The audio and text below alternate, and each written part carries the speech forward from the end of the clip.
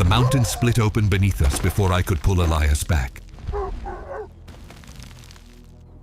The sound hit my chest like a wall, and the ground kept moving after it. Ash was already falling, and the air had turned sharp and wrong above us. I grabbed Elias by the sleeve and pulled him away from the edge hard. The rock under my paws cracked, and a second tremor rolled through the mountain. Elias found his footing, and I pushed my body into his leg to direct him. The storm's getting worse. Keep going, buddy. Down was the only law. Everything above us was already lost to fire and ash. I read the wind and found the one direction where the air was still breathable. Keep close, boy. Elias followed my lead without hesitation. His trust was immediate and total and good. The trail we had climbed that morning was already gone under a river of gray. I moved fast along the ridge edge, testing each step before committing my full weight. The heat coming up from below was wrong. Too close, too fast, too alive. Keep moving. Elias stayed tight behind me, and I could hear his breathing working hard above the roar. The wind is picking up. I found a line through the ash field and locked it into every muscle I had. Shadow. Then the mountain roared again, and the trail below us simply stopped existing at all. It's gone. I did not stop moving because stopping on a volcano means the volcano wins. Elias scrambled after me, and I kept my pace just slow enough for him to follow. Whimper. Keep pushing, boy. The ash was ankle deep now, and each step cost more than the last one had. I read the ground through my paws. Some rock held, some rock was already hollow underneath. Hollow rock over a volcanic tube means the floor can disappear without any warning at all. I steered Elias wide of a section that felt wrong, and he trusted the redirect immediately. The sky above the Corvus peak had turned the color of an open wound bleeding outward. Cinders the size of my paw were falling now, and they landed and they burned. I shook one off my back and kept my nose low where the air was cleaner. Elias pulled his jacket over his face, and I heard his pace slow behind me slightly. I doubled back 2 steps, pressed my flank against his leg, and pushed him forward again. The sulfur was building in the back of my throat, and my eyes were watering hard. I blinked through it and kept reading the ground because the ground was the only truth here. A section of trail to the left gave way and dropped into a red glow below. I felt the heat pulse up from that gap and pulled every instinct back from the edge. Elias saw it and went still for 1 second. I did not let him stay still. I barked once, sharp and low, and his feet started moving again before the echo died. We found a switchback that the ash had not yet fully swallowed, and I took it hard. The rock here was older and denser, and my paws read it as something I could trust. Elias was coughing now, short, controlled, and I matched his pace to keep him moving. The wind shifted and brought a wall of ash directly into our faces without any warning. I dropped my head and pushed forward through it, because forward was the only direction that mattered. Elias grabbed the back of my collar for 3 steps, and I held my line steady. The ash wall passed and the trail reappeared beneath us, and I locked onto it immediately. Below us I could see the tree line. Still green, still far, still worth every step. The mountain sent another tremor through the rock, and I spread my weight low and wide. Elias went down on one knee, and I was beside him before he could lose momentum. I pushed under his arm and he used me to stand, and we kept moving downward. The trail narrowed to a ledge, and I tested the outer edge before letting Elias near it.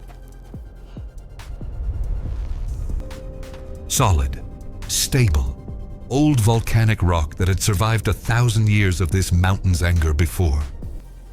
I moved across it in 8 careful steps and looked back to confirm Elias was following. He was, face set, jaw tight, eyes on my back and nowhere else at all. We cleared the ledge and the trail widened again, and I let myself breathe 1 full second. Then the smell hit me. Sulfur, and something hotter and closer than anything we had passed yet. I stopped at the bend, and what was on the other side changed everything about our descent. The main trail was gone. A river of lava had crossed it clean and was still moving. I stood at the edge of the heat and read every option the mountain was offering me. Left was a drop into open rock field with no cover and cinders raining straight down onto it. Right was a narrow crack in the ridge wall, dark, unstable, but not on fire yet. I chose the crack and moved toward it before Elias could see the lava and freeze up. Bark. He saw it anyway.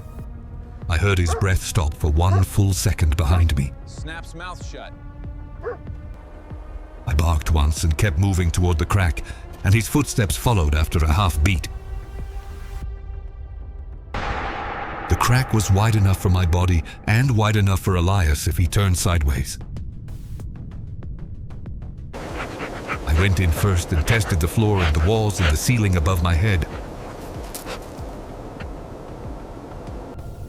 The rock held, and the air inside was cooler, and the sulfur was slightly less brutal in here.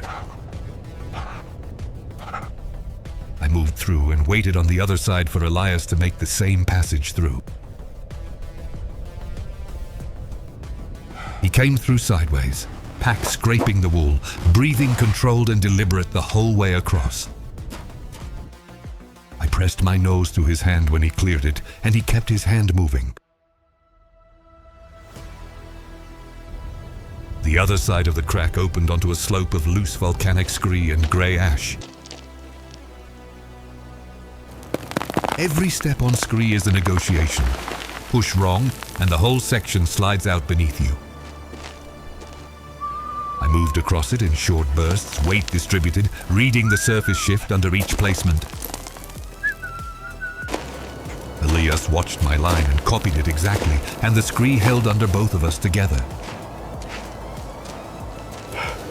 We were below the worst of the ashfall now, and the air had a fraction more oxygen.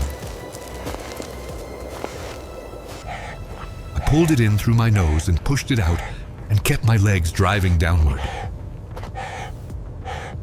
The tree line was closer now. I could smell pine resin underneath the sulfur and ash.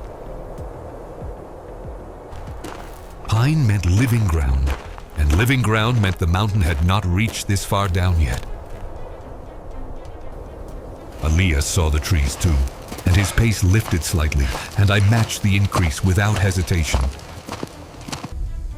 Then the ground ahead of us dropped away at an angle none of the trail maps had shown. A fissure had opened during the eruption, fresh, raw, still steaming along its entire jagged length. I stopped at the edge and measured it with everything my body knew how to measure distance with. Too wide to cross at this point. I ran the edge left, then right, reading every meter. Right gave me a narrowing. Not safe, not comfortable, but possible for a body that committed fully. I looked back at Elias, and he was already reading my body and understanding what I had found. He moved to the narrow point and studied it, and I watched his weight shift forward and back. This was the decision point. and the mountain above us was not giving us time to hesitate. I went first, a full committed launch off the edge with nothing held back at all. My front paws caught the other side, and I drove my back legs into the rock and held. I turned immediately and locked my eyes on Elias, standing at the edge across from me now. He measured it once more, and I held perfectly still so he could read my landing point. He jumped, and for 1 second the mountain had him and I had nothing but air between us. His hands caught the edge and I grabbed his sleeve and pulled with everything my body contained. He cleared the fissure and went down on both hands and stayed there breathing for 3 full seconds. I pressed my full weight against his side and held the position until his breathing evened out again. Elias put his hand on my back and kept it there, and I felt the signal clearly. Still here, still together. The only 2 things on this mountain that mattered right now were both present. I stood and moved downward, and he rose and followed, and we did not look back up again. The slope below the fissure was loose and dark and smelled of something ancient and recently broken open. Volcanic gas was seeping from cracks in the surface. Low, invisible, the kind that drops you quietly. I caught it in my lower nostrils before it reached my lungs and steered hard to the right. Elias could not smell it yet, but he read my direction change and matched it without question. We skirted the gas field along its eastern edge, where the wind was pulling the seep away from us. The detour cost us distance, but it kept Elias on his feet, and that was the only math that counted. The terrain here was broken into plates, each one tilted at a different angle from the last eruption. I moved plate to plate, testing each one before transferring my full weight across the unstable surface below. Elias followed my exact footfall pattern, and the plates held, and we kept our altitude dropping steadily downward. The ash in the air was thinning now, but the heat from above was still pressing down hard. I could feel it on my back and in the pads of my paws through the rock below. My paws were taking damage, small cuts from the sharp volcanic rock accumulating with every single step forward. I registered each one and kept moving because stopping to assess damage is a luxury this mountain was not offering. Elias was limping slightly on his left side. I had read it in his gait since the fissure jump. I positioned myself on his left and leaned into that side to redistribute some of what he was carrying. He adjusted his weight against me without breaking stride, and we continued the descent as one unit together. The trail reappeared briefly, a ghost of the original path visible under a thin layer of fresh ash. I locked onto it and drove harder because a known surface is worth every meter of speed it gives. The trail curved around a boulder field and then opened onto a flat ledge above the lower mountain slope. From here I could see the base, green edge of the forest, brown dirt road running along it. Elias saw it too, and I heard something change in his breathing. Not relief, not yet, but direction. The ledge was the last flat ground between us and the tree line, and I read it fast. The outer edge of the ledge was crumbling, recent fractures running parallel to the drop, still actively separating. Then a sound came from directly above us that was not wind and was not rock and was not over. I spun and looked up, and a pyroclastic shelf had broken free from the upper Corvus face above. It was not lava. It was superheated gas and ash moving faster than anything alive can outrun directly. I did not calculate. I grabbed Elias by the jacket and drove him toward the boulder field immediately. We hit the largest boulder, and I forced him flat against the base and covered as much of him as I could. The shelf hit the ledge above us, and the world became sound and pressure and total blinding white heat. I held my position against Elias and did not move, and did not let him move either. The wave passed over the boulder, and the temperature spiked and then dropped, and then the roaring stopped completely. I lifted my head, and the ledge where we had been standing 30 seconds ago no longer existed. Elias raised his head slowly and looked at the empty space where the ledge had been, and said nothing. I pressed my nose hard into his neck and confirmed he was intact and breathing and present and here. He put both arms around my body for 2 seconds and held, and I let him hold completely. Then I pulled back and stood and looked at the slope below and the forest edge waiting for us. The boulder field gave us a broken path downward. Not clean, not fast, but survivable if we were careful. I picked the line through it and moved, and Elias was 1 step behind me the entire way. The volcanic rock here was older and cooler, and my paws read it as something they could finally trust. We moved boulder to boulder, dropping altitude with every transition, the forest smell getting stronger with each step taken. Pine and soil and something wet underneath, a stream somewhere below us feeding into the base of the mountain. I locked onto the water scent because water means a path, and a path means the mountain has an exit. The boulders gave way to a steep dirt slope, and I hit it at full speed without hesitating at all. My claws dug into the earth and held, and I felt real ground under me for the first time in hours. Elias came down behind me, half sliding, and I braced against his momentum and kept him from going over. We hit the bottom of the slope together, and I scanned the tree line and found the opening immediately.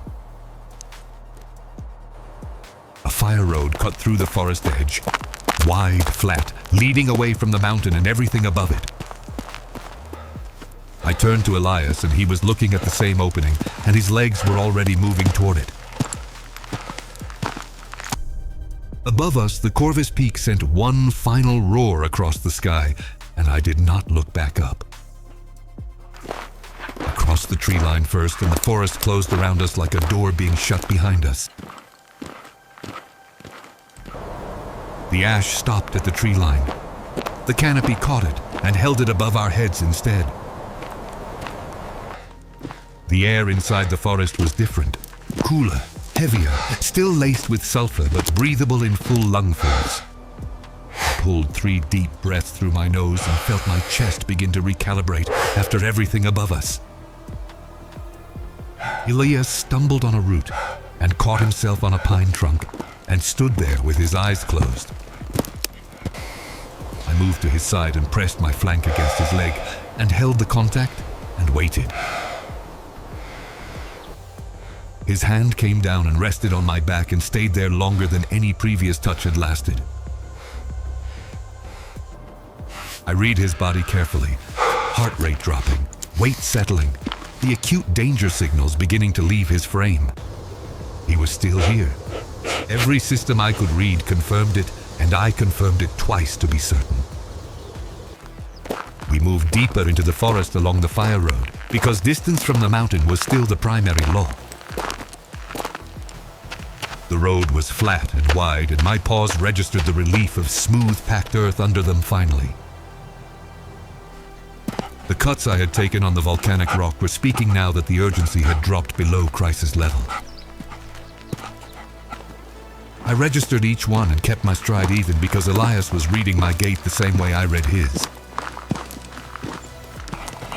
He was limping more openly now that the mountain was no longer demanding everything from both of us simultaneously. I slowed my pace to match his, and we moved together at the speed his left side could sustain. The fire road curved and a clearing opened ahead of us. Flat ground, open sky, no ash falling anywhere. Elias walked into the center of the clearing and stopped and looked up at the clean sky above him. I stopped beside him and looked up too, and the blue above the tree line was something enormous and good. The Corvus Peak was visible from here, still smoking, still sending columns of ash into the upper atmosphere above. It looked different from down here, large and permanent and completely indifferent to what it had just put us through. Elias lowered his gaze from the peak and looked at me, and I held his eyes for a full moment. I read everything his body was telling me. Exhaustion deep in the muscle, relief moving through the surface layer. Something else underneath all of it that I did not have a word for, but understood completely in my chest. He sat down in the clearing, and I sat down beside him, and neither of us moved for a while. The mountain rumbled once more in the distance, and I felt it through the ground and noted it and stayed. We were below the mountain now, and the mountain's business was no longer our immediate and urgent problem to solve. Elias pulled water from his pack and drank, and then held the bottle low for me without being asked. I drank, and the water hit the ash and the sulfur residue in my throat and cleared it completely. He capped the bottle and leaned back on his hands and looked at the fire road ahead of us still. There was more distance to cover before we reached anything that could be called safe in the full sense. I knew that, and he knew that, and we both sat in the clearing knowing it together for now. The forest around us was quiet in the way forests go quiet after something large has moved through nearby. I scanned the tree line out of habit and found nothing that required action, and returned my attention to Elias. He was watching me scan, and when I returned to him, he gave a single slow nod downward. I understood the nod the way I understand all his signals, completely, immediately, without requiring any translation at all. He stood and I stood, and we oriented ourselves toward the fire road and the distance that still remained ahead. My paws hurt, and my chest was heavy with everything the mountain had pushed through it on the way down. I took one step forward onto the road and felt the ground hold firm and steady beneath me, and moved. Elias fell into step beside me. Not behind me this time, but exactly beside me, matching stride for stride.